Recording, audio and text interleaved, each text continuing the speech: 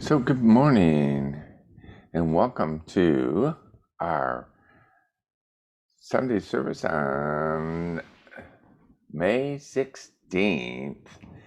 And today we're going to be talking about this too is God. But first I want to open up with sharing a little bit of music. So stay tuned and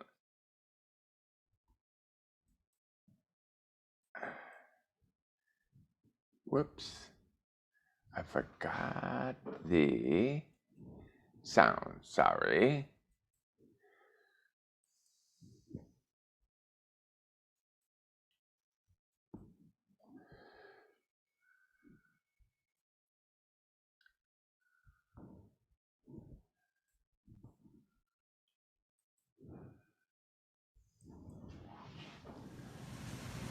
One, two, three, four.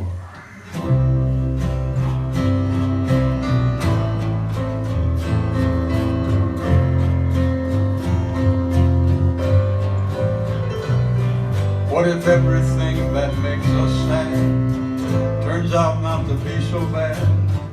Everything that seems so wrong is what we need is not meant to. What if everything in life's a gift? What if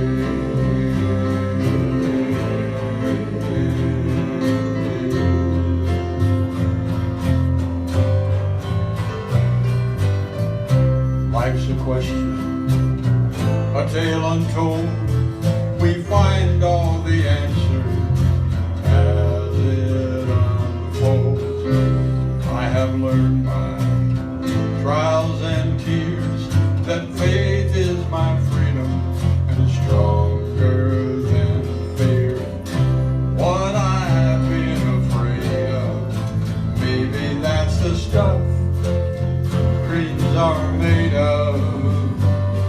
There's more to the picture than we can see. We're part of a tapestry. It's a beautiful story. Isn't it beautiful? What if everything that makes us sad turns out not to be so bad? Everything that seems so wrong is what we needed all along. What if we're just not meant to? What if everything in life's a gift? What if?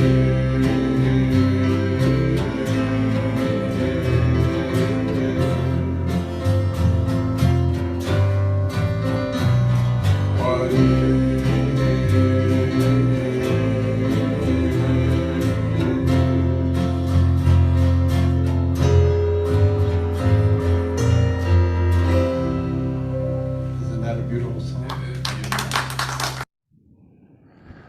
So I want to take a moment to open us in prayer. So if it's comfortable, close your eyes and go within.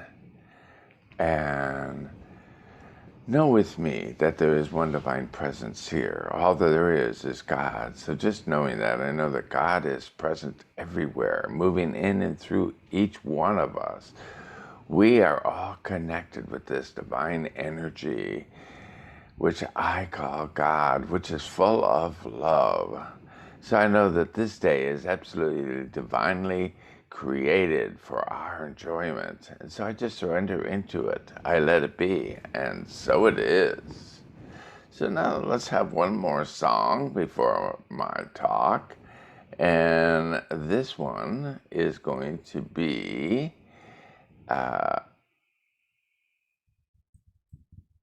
again from our house band.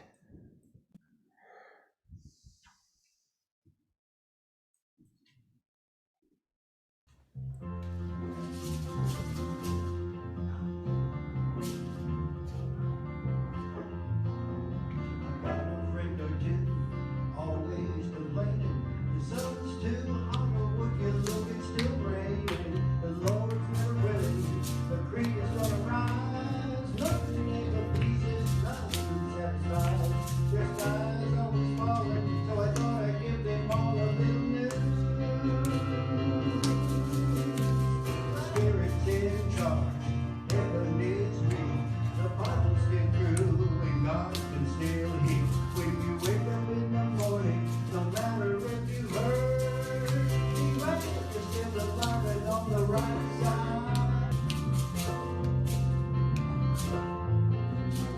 God can bring a smile in troubled conditions.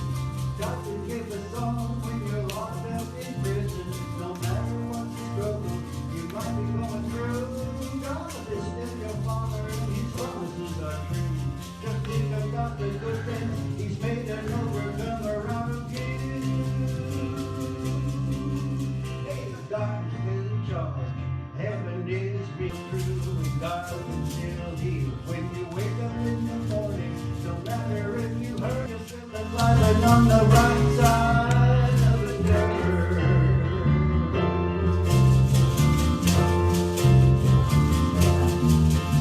When you wake up in the morning, no matter if you hurt, it's right, you're still alive and on the right side of the dirt. I'll stay on the right side now. Oh yeah, it's your choice.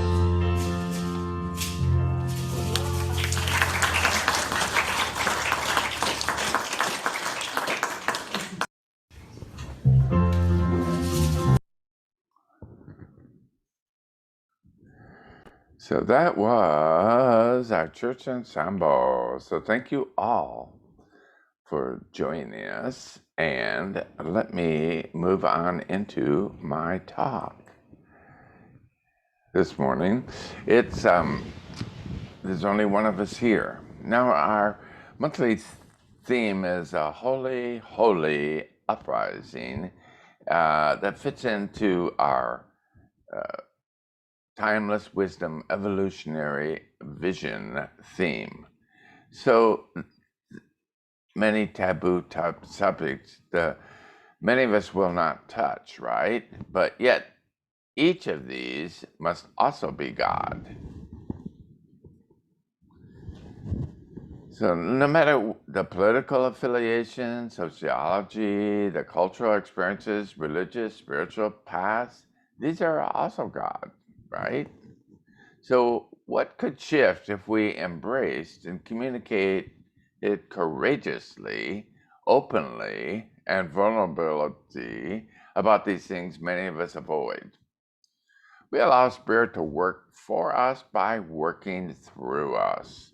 We recognize His power, we conceive of a greater good, and remove all unbelief. Now that's a challenge, isn't it? But that is what we are about today. So I invite you to examine our beliefs, your beliefs, and begin a shift to be all-inclusive. There is only one of us here.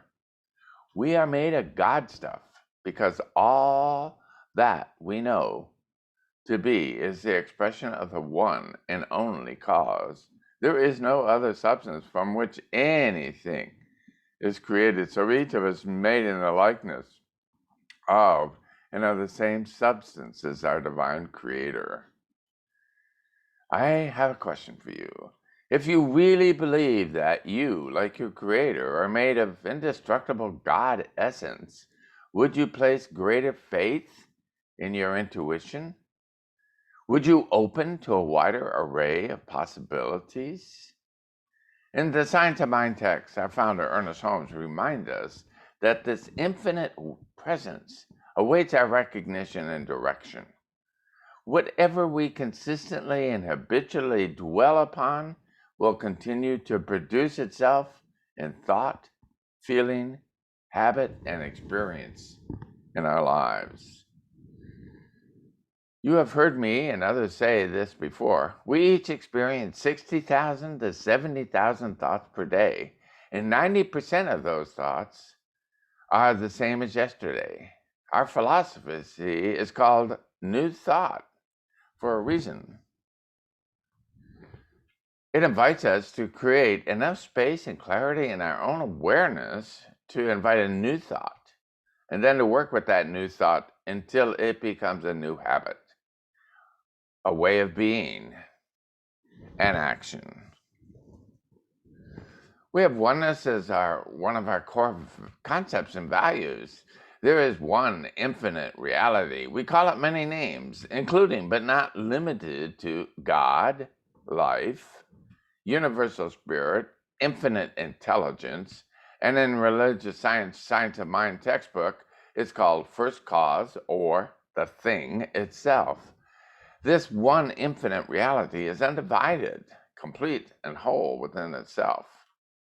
The important concept to grasp in our body is that this oneness creates everything out of itself, and therefore includes both the absolute and relative, tangible and intangible, physical and metaphysical aspects of reality. Science of mind teaches that our true nature is divine, and our intelligence is universal mind, which functions at the level of our concept of it. We are made of pure spirit, and each of us has within our own nature of that seed of perfection. Ernest Holmes, in that 1952 Beverly Hills lecture, reminds us that the whole basis of spiritual science, of the philosophy of metaphysics and its practice, lies in the concept that the universe is self-existent, self-energizing, self-propelling, self-knowing, and self-acting, and that everything takes place with one infinite self, which is undivided and indivisible, but without of its own unity creates its vast multiplication of itself, this great variation of life.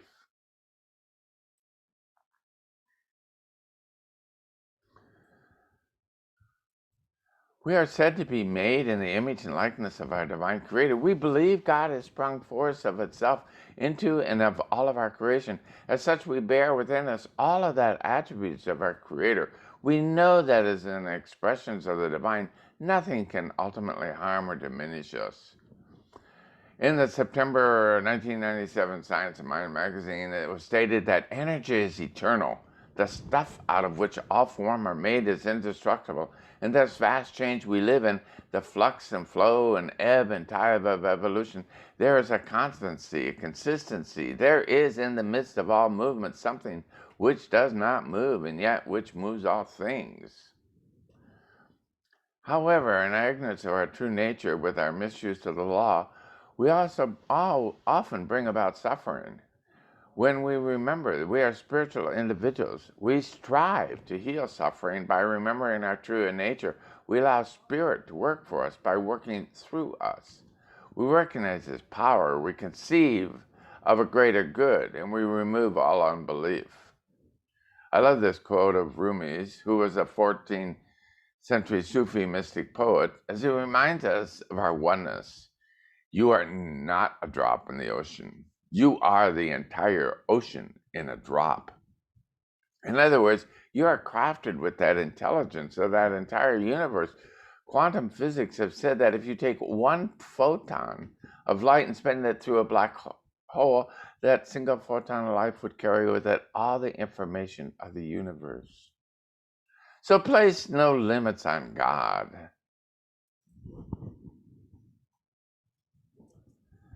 We manifest the infinite to the degree that we are aligned with it. If we are experiencing a little good, we must get a bigger bucket to hold the infinite good that is available to us. So maybe ask yourself, what limiting beliefs can I let go of to expand my consciousness and get a bigger bucket?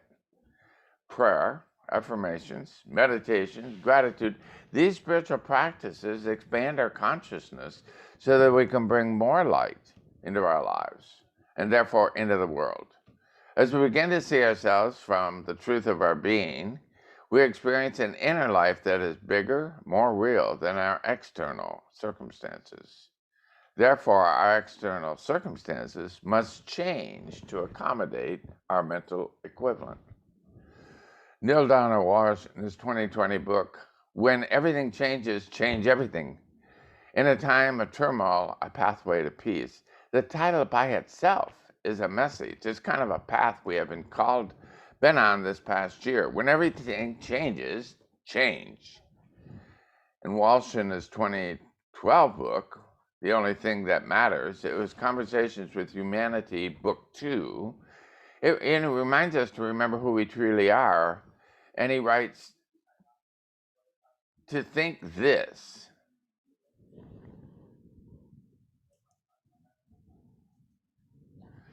My soul knows exactly what it is doing.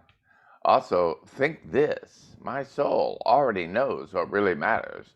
So it's not a question of finding that answer, it's a question of remembering. It's not a process of discovery, it's a process of recovery. The data does not have to be researched, it merely has to be retrieved. Let's begin here. Something very unusual is occurring on this planet right now, he says. You have no doubt noticed it. You may be producing a more normal amount of challenge and disjointment in your life, and perhaps even some major upheavals. You are probably noticing the lives of others as well. What's occurring on Earth right now, as you can be sure, very real. It's touching lives emotionally, physically, and spiritually. Some lives more than others, but none are immune. This experience is global in scope. Talk to people. Just ask them. Talk to people everywhere, everywhere. They'll tell you, yes, life has been troublesome of a lady, more than usual, more than normal, for some, more than ever. So do you get that there's a constancy? He wrote this almost 10 years ago, and it's true today. So there's a danger here, and the danger is not in what is happening, but in how you may construe what is happening.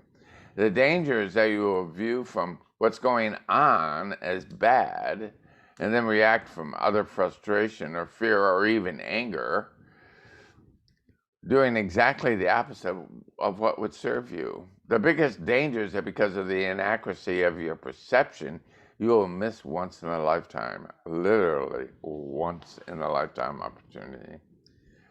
So I invite you to ask yourself, are there any areas in your life, in my life, where I'm playing small? I invite you to look within and examine your recent actions and ask, what must be revealed for my growth and highest good? Ernest Holmes wrote in The Science of Mind, our belief sets the limits to our demonstration of a principle which of itself is without limit.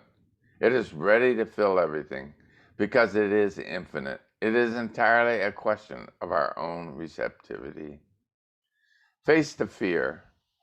Do not be confused over appearances of form. Instead of avoiding conversations that are uncomfortable out of fear of offending others, many of us participate in a spiritual bypass. We say, I don't see color, or let's not get political, when in truth, failing to address obvious societal issues causes alienation within our community. Instead, I know that our use of the universal mind or spiritual law can change any form which is not harmonious. We must name the condition and then know the truth, investing more energy in the truth about it than in the appearance. Watching the news can become an active prayer session. Michael Beckwith in Spiritual Liberation wrote, in God awareness, problems dissolve because there are no real problems. In the mind of God, there are only perfect patterns of existence and divine ideas. Ernest Holmes was tuning into the concept of energy in both the spiritual and physical worlds. Everything is movement, he wrote, everything we can take hold of and analyze. All things in the physical world are form and a certain rate of vibration are an effect. The world is an effect is all around us. Our lives are a personal laboratory, our indication of our vibrational frequency. That consciousness that by thinking created what we are experiencing today can also be constructed by unthinking it.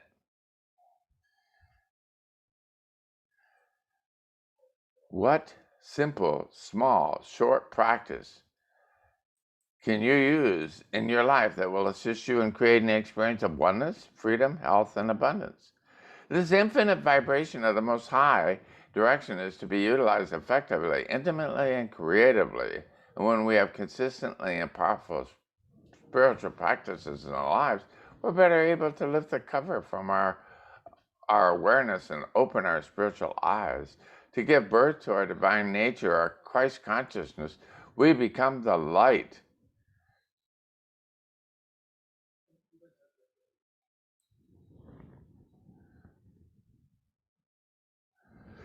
of the world, and we bless and inspire those around us that have eyes to see and ears to hear. Resentment can keep us isolated from feeling and recognizing our divine oneness. It is best to forgive and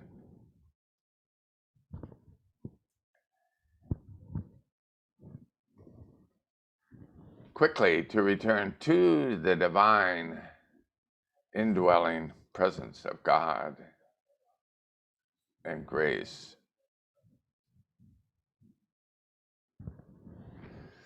Fear and anxiety, better known as negative prayer, will also keep us out of our true relationships with our indwelling divine life. It is better if we quiet ourselves and drop down beneath our analytical minds into the spaciousness of meditation that is open for us. Your higher consciousness benefits the world, according to David R. Hawkins, who calibrated human consciousness from its lowest vibration, shame, to its highest, enlightenment. Higher consciousness radiates a beneficial and healing effect on the world. Using kinesthetic testing, Hawkins created a chart to explain in detail what the mystics have always known. Love is more powerful than hatred, and the truth sets us free. Consider this, he writes, as an example. One individual who has raised her consciousness calibration to 500, which is love, counterbalances 750,000 individuals who calibrated below 200, which is the lowest positive calibration. So increase your integrity, understanding, capacity for compassion, and change the world. That's amazing. Hawkins, writing in The Power of Force, said, in this interconnected universe, every improvement we make in our private world improves the world at large for everyone. Simple kindness to oneself and all that lives is the most powerful transformation force of all. So one of the promos for his book gives a little more background on David Hawkins' books, as it details how anyone may resolve the most crucial of all human dilemmas, how to instantly determine the truth or falsehood of any statement or supposed facts. Dr. Hawkins, who worked as a healing psychiatrist during his long, uses theoretical concepts from partial nonlinear dynamics and chaos theory to support his study of dynamic behavior. This is a fascinating work that will intrigue readers from all walks of life. So the question becomes, what comes up for you in conversation with friends? Are there any topics that you are reluctant to discuss with your spiritual friends? Let me close with, we dwell in the oneness of God, even when appearances suggest an absence of the divine. In our spiritual communities, we cannot merely gross over the genuine issues in the world and hide behind platitudes until the storms pass. In times of social unrest, we have the opportunity to apply the teachings of Ernest Holmes, among others, to discover what is ours to do. Using the principle of oneness, we allow these uncomfortable topics to help us deepen our spiritual practices, to grow our compassion, and then divinely inspired action in our world. The most powerful gift we can give ourselves and others is to awaken the truth of our creation and to support others in the awakening as well. I believe awakening is our ultimate shared purpose in this entire human experience. I ask that each of us fling open to all the ways we can do our part to facilitate the journey to global awakening. When the challenges feel a bit overwhelming, let me offer a daily loving kindness meditation. You can find it by verywellmind.com, how to practice loving kindness meditations. So the first step is to carve out some quiet time for yourself. Even a few minutes will work. And sit comfortably. Close your eyes and relax your muscles and take a few deep breaths. Imagine yourself experiencing complete physical and emotional wellness and inner peace. Imagine feeling perfect love for yourself, thanking yourself for all that you are, knowing that you are just right, just as you are. Focus on this feeling of inner peace and imagine that you are breathing out tensions and breathing in feelings of love. Repeat 3 or 4 positive, reassuring phrases to yourself. And these messages are examples, but you can also create your own. May I be happy. May I be safe. May I be healthy and peaceful and strong. May I give and receive appreciation today.